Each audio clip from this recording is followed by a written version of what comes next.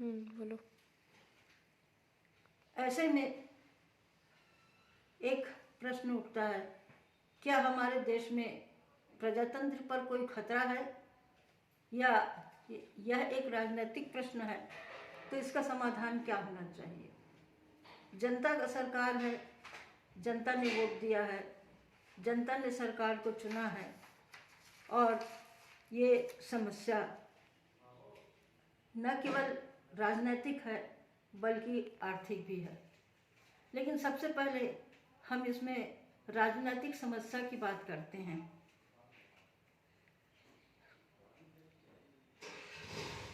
हम थोड़ा पीछे चलते हैं।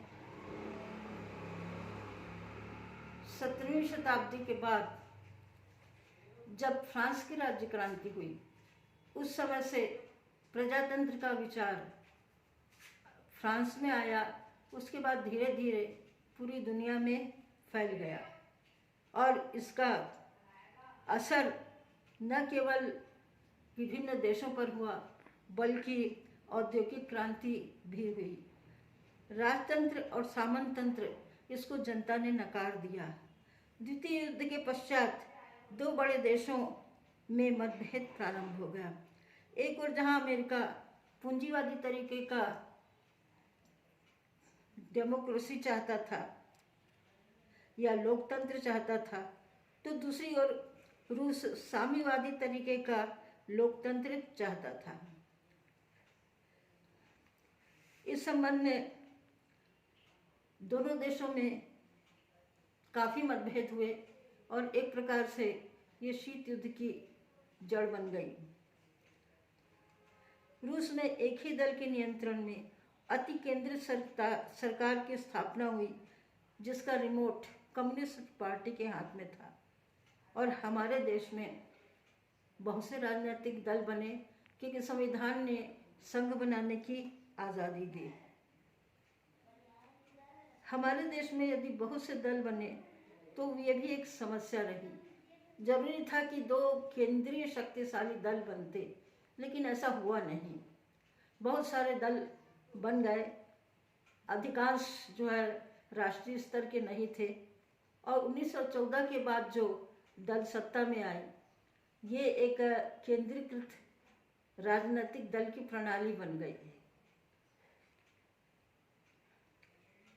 इसका नतीजा ये हुआ कि विभिन्न पार्टियां उसकी विरोधी भी हो गई, और इसके बाद हुआ ये कि विश्व स्तर पर जब कम्युनिज्म का प्रभाव पड़ा तो हमारे देश में भी कम्युनिस्ट पार्टी बनी, और एक प्रकार से दुनिया में हम दो विचारधाराओं के बीच में ध्रुवीकरण देख रहे हैं।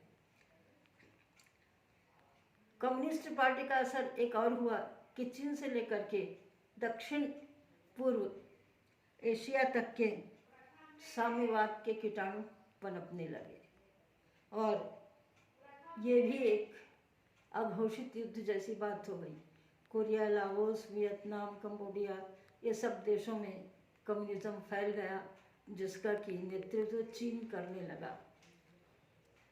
इस तरीके से हम देखते हैं कि दुनिया में विचारधाराओं की लड़ाई शुरू हो।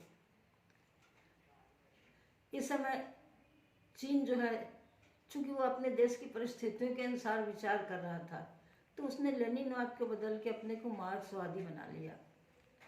इस तरीके से हम देख रहे हैं कि दुनिया में एक ऐसा वातावरण बन गया जिसमें युद्ध के बादल कभी भी मंडरा सकते हैं। जब तीसरी दुनिया का सवाल उठा तो नेहरू जी ने सोचा कि हम किसी गुट में साथ नहीं रहेंगे, और उन्होंने असंलग्नता की नीति अपनाई। चूंकि तीसरी दुनिया को अपना विकास करना जरूरी था, नेहरू जी ने विकास के उद्देश्य से अमेरिका और रूस दोनों से सहयोग लिया, और इसके बाद अपने विकास के लिए उन्होंने जो किया, अमेरिका से मदद लेना, मार्शल योजना, ट्रूमैन योजना, जिसमें गोली के बदले डॉलर का उपयोग होता था, ये सहायता हमको मिली, और हम डॉलर के माया जाल में फंस गए। लेकिन इस पद्धति का असर हमारे समाज पर क्या हुआ? हमारे देश के लोग अपनी संस्कृति भूल चुके थे। हम लोगों ने लक्ष्मी की पूजा छोड़ दी और कुबेर की पूजा करने लगे। कुबेर के कैसे? कुबेर का धन घर में नहीं होता है, तो कुबेर की जब पूजा करें तो एक नई विचारधारा जो पनप रही है, कौन बनेगा करोड़पति। हम एक नागरिक नहीं बनना चाहते, डॉक्टर, इंजीनियर, नेता, प्रोफेसर ये नहीं बनना चाहते। हमारा उद्देश्य क्या? करोड़पति बनना। ये हमारी गलत विचारधारा है। हमारी भारत माता इतना अन्न जल देती है कि हमारे जीने के लिए कमी नहीं है। हम भूल गए कि हम आज़ादी शहीदों के त्याग और तपस्या से पाए थे। अशफाक़ुल्लाह खां, भगत सिंह, सुखदेव, राजगुरु, चंद्रशेखर आज़ाद और पता नहीं कितने नाम हैं जिन्होंने अपना जीवन खोया, तब हमको ये आज़ादी मिली। तो हमारी संस्कृति के अनुसार यदि हम अपने देश का निर्माण करते तो कैसे करते? मातृ संस्कृति से। राज्य एक कल्पवृक्ष वृक्ष के समान होता है जो फल और छाया दोनों देता है। हमारे वंदना की जाती है, नमो अस्तु राज्य वृक्षाय साढ़्य गुण न्याय प्रशाखिने सामादिचारु पुष्पाय त्रिवर्ग फलदायिने। इस प्रकार हमारे जीवन के तीनों वर्गों के फल को देने वाली, मतलब अर्थ, धर्म, काम को प्रदान करने वाली जो शक्ति है वो राज्य धर्म में निहित है। राजधर्मेषु कौरवः मोक्ष धर्म विस्पष्टः सकलो अत्र समाहितः। हम राष्ट्र देवी की वंदना करते हैं, भारत माता की वंदना करते हैं।